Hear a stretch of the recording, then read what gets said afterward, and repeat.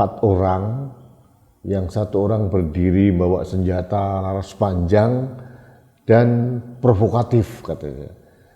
Jadi dia mengatakan lebih baik membunuh daripada dibunuh dengan membacakan penggalan ayat suci Al-Quran. Pakaiannya pun pakai gamis dan sebagainya. Cukup provokatif, cukup meresahkan sebetulnya. Hanya orang-orang yang berotak somplak dan berpaham teroris itu yang bisa melakukan seperti itu. Nah, usut punya usut, ternyata yang bersuara dan membawa senjata laras panjang itu ternyata sekretaris Majelis Ulama Indonesia Kabupaten Sukabumi.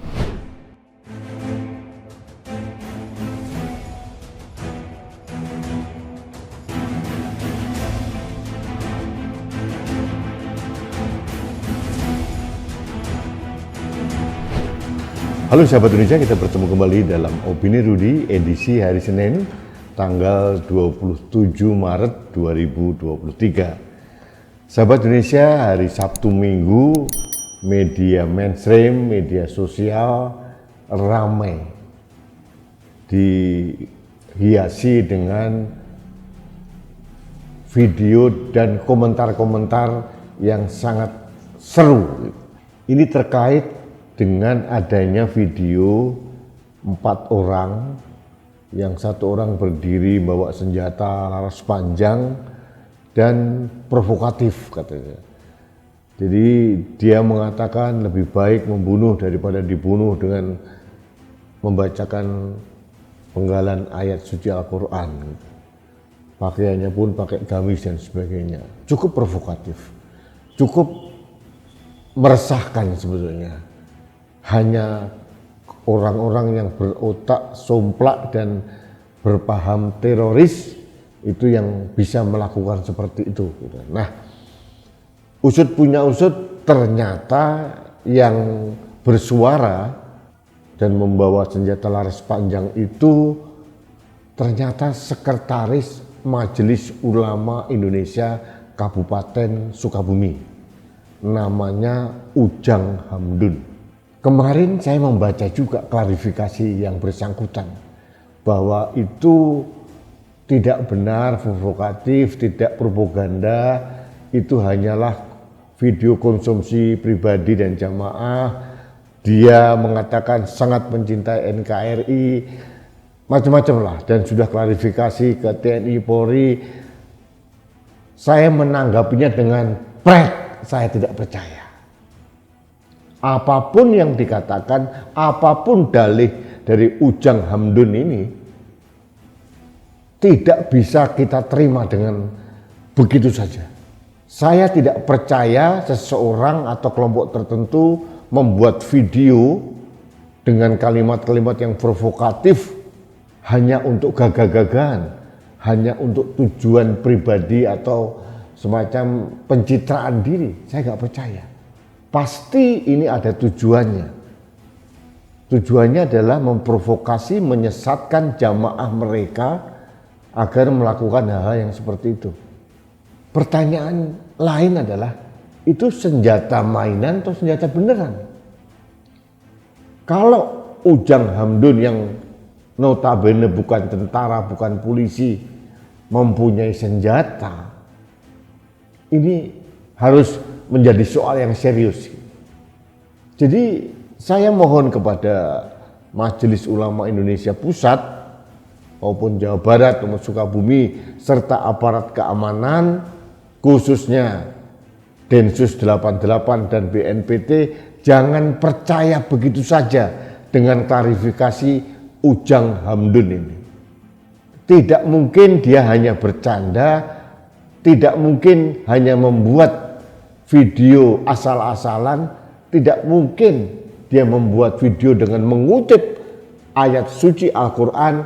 Itu hanya gagah-gagahan atau bercandaan. Saya tidak percaya.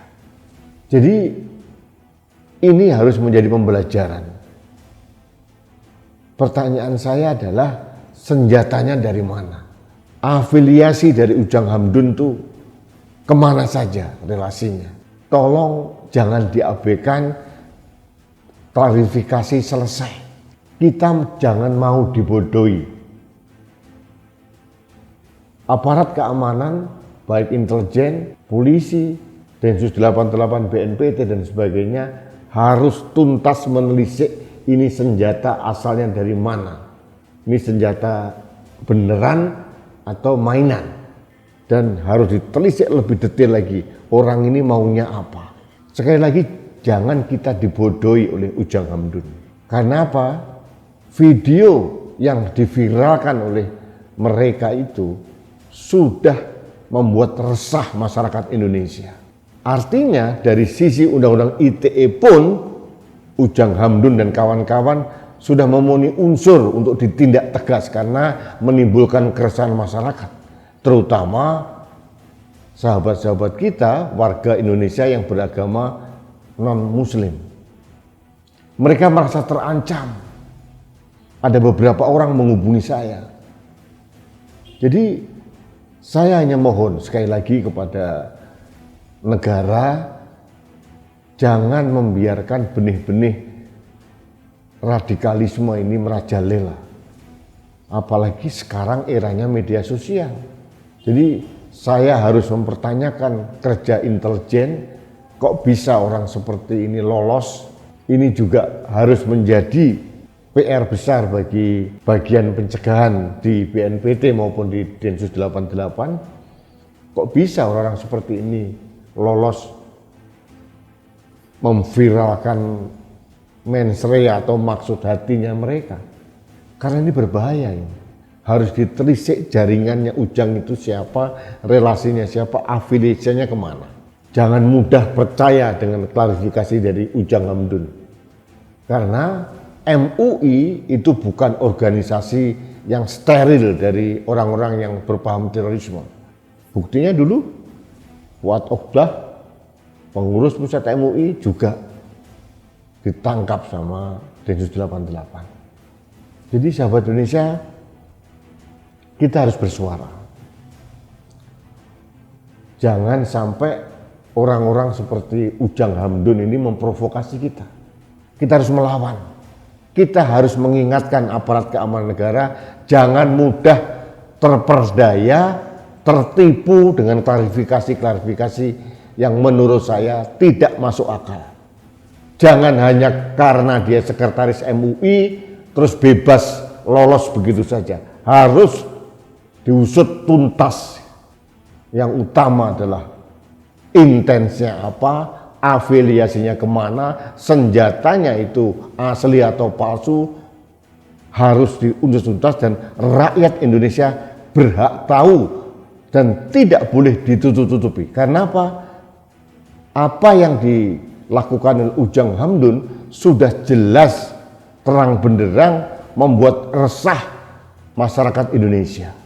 Artinya seharusnya Ujang Hamdun sudah layak untuk diproses karena sudah menimbulkan keresahan masyarakat, ketakutan masyarakat. Ini memenuhi unsur di Undang-Undang ITE. Harusnya tidak ada lagi dalih berkilah macam-macam. Jadi sahabat Indonesia, ini saya suarakan karena saya gemas, saya marah dengan orang-orang seperti ini, orang yang mengamplifikasi jihad yang sesat di media sosial, kemudian viral, dan ujungnya hanya minta maaf, klarifikasi. Ini menurut saya tidak benar.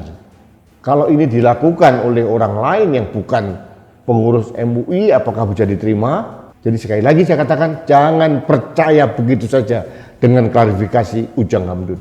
Dan jujur, sekali lagi saya katakan, saya tidak percaya dengan Ujang Hamdun. Tidak mungkin orang hanya bercanda, berbohong, atau mungkin gaya-gayaan mengutip ayat suci Al-Quran. Kalau memang benar dia hanya bercanda, berarti dia menistakan Al-Quran juga. Sudah banyak unsur lah, harus dicokok orang seperti Ujang Hamdun dan kawan-kawan.